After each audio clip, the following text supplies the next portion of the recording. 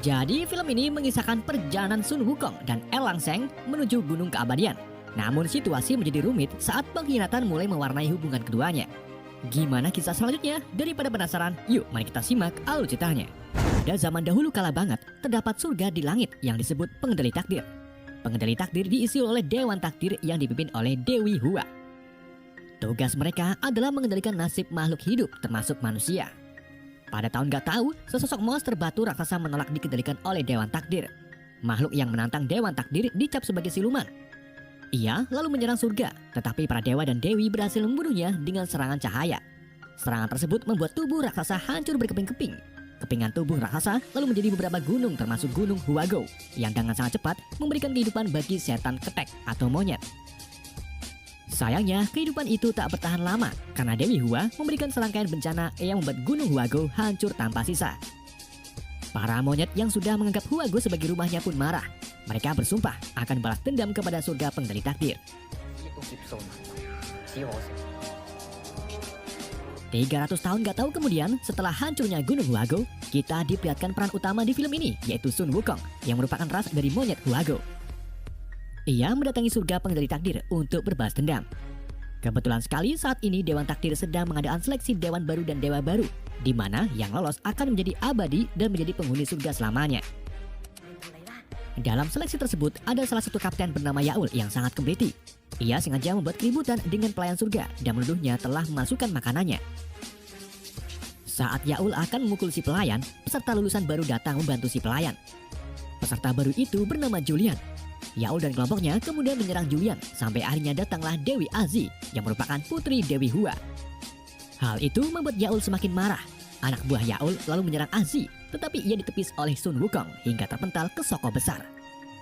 Wukong menghajar Yaul habis-habisan, membuat penjaga takdir berdatangan untuk melawan Wukong.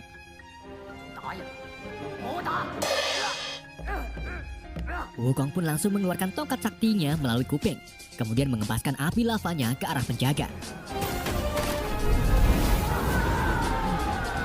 Setelah itu, Wukong memperkenalkan dirinya sebagai Sun Wukong, tapi ia ditempiling oleh Azi karena telah mengacaukan upacara seleksi. Gak lama kemudian, datanglah Dewa Tianping. Ia lalu menyerang Wukong dengan belati terbangnya. Dalam pertarungan tersebut, Tianping mengirim banyak sekali belati ke arah Wukong dan merubahnya menjadi angin pentil muter. Karena merasa terpojok, Wukong pun terpaksa memperbesar ukuran tongkatnya, lalu memukulnya ke arah Tianping. Namun untungnya, Tianping berhasil menghindar. Wukong kemudian melakukan serangan kedua ke arah Tianping. Di waktu yang sama, Azi muncul untuk menghentikan pertarungan. Hal itu membuat Wukong terkejut karena serangannya tidak bisa dihentikan. Sampai akhirnya datanglah pria lain menahan tongkat Wukong hanya dengan satu tangan. Pria itu ternyata Dewa Erlang, pelindung Dewi Azi. Erlang lalu menunjukkan lengan kanannya yang penuh dengan kekuatan. Ia memukul tongkat raksasa ke arah Wukong yang membuat Wukong terpaksa mengecilkan tongkatnya. Wukong kemudian mencoba menyerang balik Erlang, tetapi Erlang lebih dulu memukul tongkat Wukong yang membuat Wukong terpental ke arah dinding.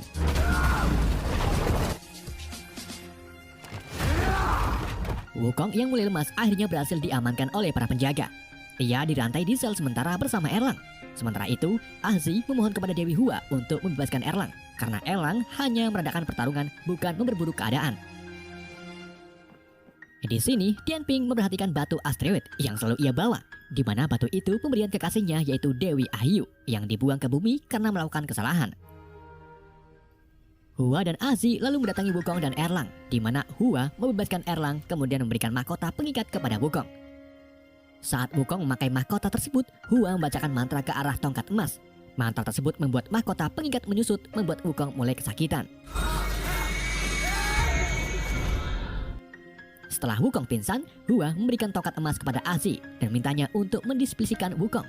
Jika dia membuat kericuhan, maka Azi bisa menghentikannya dengan tongkat emas ini.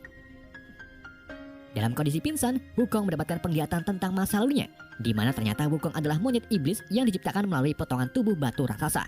Dalam arti, Wukong adalah siluman. Wukong ditemukan oleh dewa kita sebut saja Dewa Bagong dalam kondisi mengenaskan. Dewa Bagong mengetahui kekuatan asli Wukong yang sangat berbahaya. Ia pun menyegel kekuatan itu dan merubah wujud Wukong menjadi manusia agar Wukong terbebas dari kemurkaan para dewa. Wukong kemudian tersadar dan menemukan dirinya dirawat oleh Ahzi. Disinilah kisah cinta keduanya dimulai, di mana saat Ahzi akan mengeluarkan tongkat emasnya, ia ditahan oleh Wukong dan meletakkannya di atas meja. Di sisi lain, Erlang diinstruksikan oleh Dewi Hua tentang kekuatan asli Erlang yang sampai sekarang belum terbuka. Kekuatan asli Erlang adalah mata ketiga. Hua menyebutkan jika Erlang ingin mendapatkan mata ketiga, maka Erlang harus menghilangkan emosional kemanusiaannya, termasuk melupakan ibunya dan Ahzi. Hua juga memerintahkan Erlang untuk mengambil jantung batu atau batu kekuatan raksasa siluman yang ada pada Wukong, di mana batu itu akan membuat Hua semakin kuat dan agung. Di hari berikutnya, Wukong, Julian, dan peserta yang lulus mengikuti seminar, di mana kepala dewan menunjukkan mereka bagaimana surga bekerja. Mereka melewati sebuah jembatan yang memisahkan dunia manusia. Jika ada dewa yang jatuh dari jembatan ini, maka kekuatan dan keabadian dewa tersebut akan hilang, dalam arti menjadi manusia seutuhnya. Mereka lalu tiba di mesin Astrobel Takdir, di mana urusan fana dikendalikan oleh mesin ini. Dewi Hua kemudian berpidato tentang sejarah surga, dan dengan sengaja menceritakan musnahnya Gunung Huago untuk menguji tujuan Wukong ke sini. Sambil menceritakan hal itu, Hua melihat reaksi Wukong yang semakin marah. Ia pun tahu kalau Wukong benar-benar kera yang diciptakan oleh siluman batu raksasa. Saat Wukong hendak ngising, Ahzi tiba-tiba maju ke depan dan menyela ibunya secara terbuka. Ahzi tidak setuju dengan tujuan Hua. Ia juga berpendapat kalau surga harusnya mewakili keadilan, bukannya menghancurkan apa yang belum tentu salah. Setelah pidato selesai, Wukong memancing Julian ke ruangannya dan kemudian mengambil paksa kunci pintu berbentuk kubik. Wukong kemudian kembali ke ruangan mesin Astrobel Takdir untuk menghancurkan mesin tersebut. Saat Wukong melewati jembatan, ia dihadang oleh Erlang.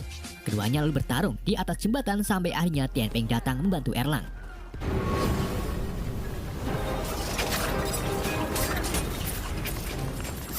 Di tengah pertarungan, Julian, Ahzi, dan sueknya bernama Caklai mencoba menghentikan pertarungan. Wukong lalu dengan sengaja memperbesar tongkatnya, membuat jembatan mulai runtuh dan mereka semua jatuh ke bawah jembatan. Mereka kemudian tiba di sebuah kolam, di mana semua kekuatan dewa mereka diserap habis.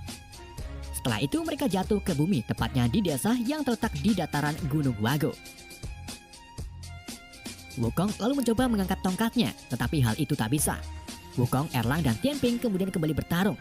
Namun di sini mereka menyadari kalau kekuatan dewa mereka telah hilang.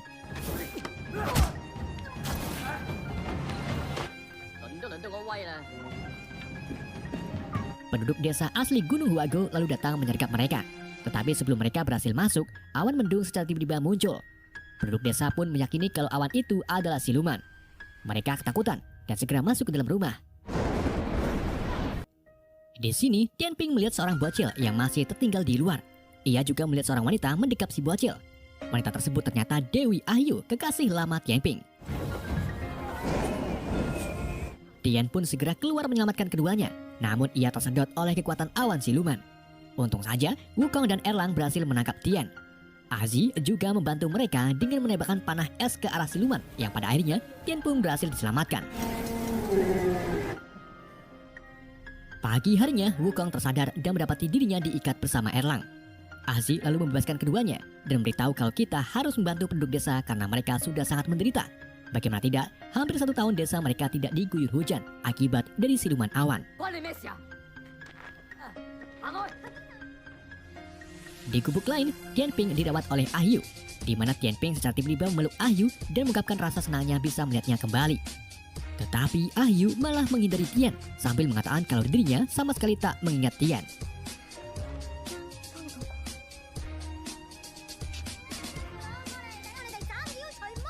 Wukong, Erlang, dan lainnya akhirnya setuju untuk membantu penduduk desa. Mereka mengatur berbagai rencana untuk menangkap siluman awan. Pada hari ini juga, mereka bergotong royong membuat perangkap dan proyeksi matahari terbenam untuk melawan siluman. Mereka juga membuat berbagai senjata penembak es guna membekukan siluman. Tidak singkat cerita, semua perlengkapan pun telah siap.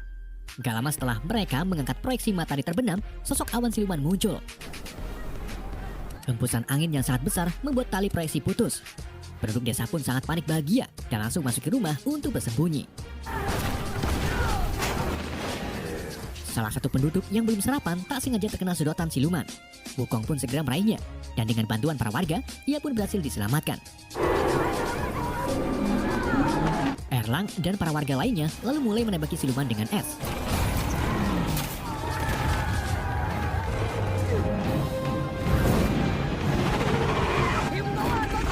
Setelah itu, Wukong mengambil meriam esnya dan menembakkannya ke arah siluman. Siluman tersebut membeku dan jatuh tepat di perangkap yang sudah disiapkan oleh Tian. Gak lama setelah siluman tertangkap, hujan mulai turun. Para penduduk desa pun sangat sedih bahagia. Setelah hujan reda, Tian Ping melakukan PDKT dengan Ah Yu. Ia juga menunjukkan batu asteroid yang dulu diberikan oleh Ah Yu. Di sini Ah Yu mengatakan, walaupun aku tak mengingatnya, tetapi aku sangat senang bisa berkenalan dengan Tian. Erlang juga bertemu ibu-ibu yang mengaku kalau anaknya mirip dengan Erlang. Ibu tersebut mengatakan kalau anaknya hilang entah kemana. Sedangkan Wukong dan Asi terlihat sedang menjalin ikatan percintaan mereka. Di sini Wukong mulai menyadari kalau Asi benar-benar cinta kepada dirinya. Di surga, Dewi Hua mengetahui kelakuan para dewa di Gunung Huago. Ia pun mengirim para prajurit gelap untuk membunuh Wukong, Julian, dan Tian.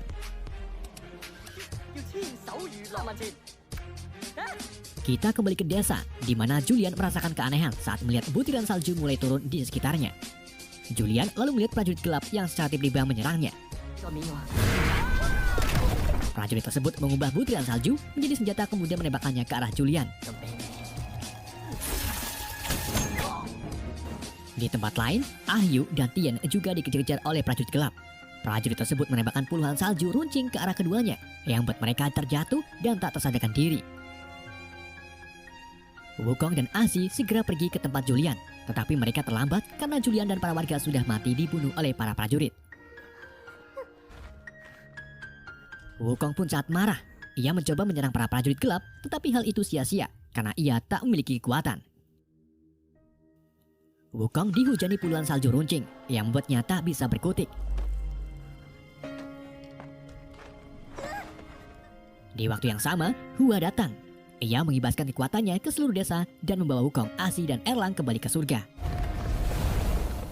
Asi terbangun di sel sementara dengan kondisi dirantai. Ia lalu didatangi Erlang yang terlihat sangat sehat-sehat saja. Ternyata dari awal Erlang tetap menerima aturan surga dan mengatakan kalau penduduk desa salah karena tidak mematuhi takdir yang ditentukan oleh surga. Erlang terpaksa melakukan ini untuk membuka mata ketiganya. Erlang lalu menyuruh Asi menemui Wukong yang sekarang sedang sekarat di sel sebelah. Erlang juga minta Asi untuk melupakan Wukong agar Wukong bisa mati dan hidup susah di neraka.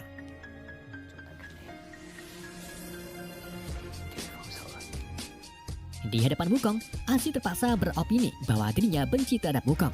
Hal ini membuat Wukong sangat sedih dan akhirnya ia hancur menjadi debu.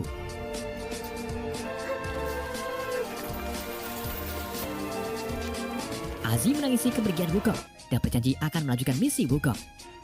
Asi lalu mengambil shell milik Wukong kemudian melemparkannya ke arah Gunung Huago. Shell tersebut jatuh tepat di tongkat Wukong. Sedangkan Erlang memberikan jantung batu kepada Hua dan menagih janjinya untuk membantunya membukakan mata ketiga. Kita kembali ke desa di mana Dewa Bagong menemukan shell Wukong. Dewa Bagong bertemu Wukong yang terlihat menyerah dengan tujuannya. Dewa Bagong akhirnya terpaksa melepaskan segel Wukong dan mengungkapkan kalau kekuatan asli Wukong tidak ada tandingannya. Bahkan Dewi Hua dan mata ketiga bisa dikalahkan dengan mudah. Wukong pun niat dan hidup kembali. Bagong juga menghidupkan Tian Peng guna membantu Wukong mengalahkan Hua. Bagong dengan semangat mengangkat tongkatnya. Api lava yang dihasilkan lebih banyak dari biasanya. Wukong lalu kembali ke wujud aslinya yang tentu saja mirip dengan kera.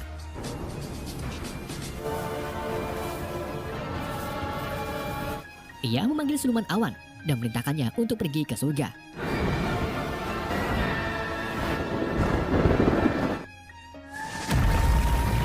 Setibanya di surga, Wukong menyerang para penjaga termasuk Kapten Yaul.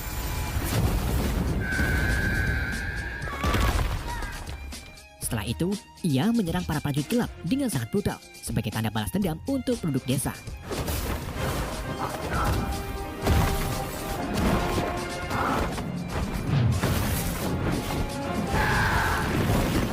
Setelah itu datanglah Tian Peng membantu Wukong mengalahkan para penjaga. Di ruangan lain, Hua menyerap kekuatan jantung batu untuk menambah kekuatannya. Ia lalu menemui Erlang yang masih dalam proses pembukaan mata ketiga. Pada saat itu juga, Asi datang. dan mencoba untuk menghancurkan mesin takdir. Tetapi hal itu dihentikan oleh Hua yang secara langsung mencekik Asi dan menyerangnya dengan kekuatan gelap.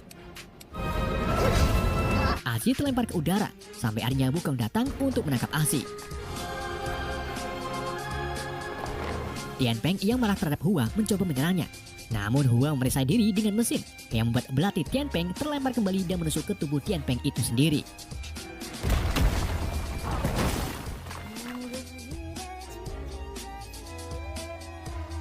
Setelah Asi wafat, Wukong mengambil mahkota pengikat dan meletakkannya di ujung tongkat sakti. Ia lalu mencoba menghancurkan perisai dengan memukulinya menggunakan tongkat. Namun sebelum Wukong berhasil menghancurkannya, Hua mengeluarkan kekuatannya yang membuat ruangan mesin hancur berkeping-keping. Wukong dan Hua kemudian bertarung dengan kekuatan mereka masing-masing. Di tengah pertarungan, Erlang muncul dan langsung menyerang Wukong dengan kekuatan barunya.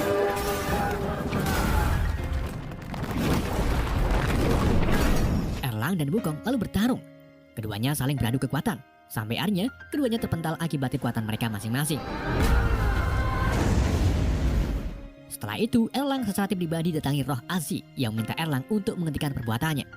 Erlang pun menangis dan memutuskan untuk menutup mata ketiganya.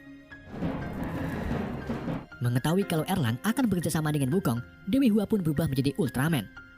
Wukong melemparkan tongkatnya ke arah Hua, lalu menaikinya dan merubah tongkatnya menjadi raksasa. Sementara Erlang terbang ke udara menyusul Wukong. Wukong dan Erlang kemudian bersama-sama melakukan serangan terhadap Hua, membuat Ultraman beserta Hua hancur menjadi cahaya. Film pun berakhir. Tapi bohong. Wukong dan Erlang kembali ke ruangan mesin Astrobel takdir. Di sini keduanya berpisah dengan Erlang menjadi pemimpin surga yang baru. Sedangkan Wukong kembali ke bumi untuk mengumpulkan semua orang yang tak mau menerima takdir mereka untuk berperang.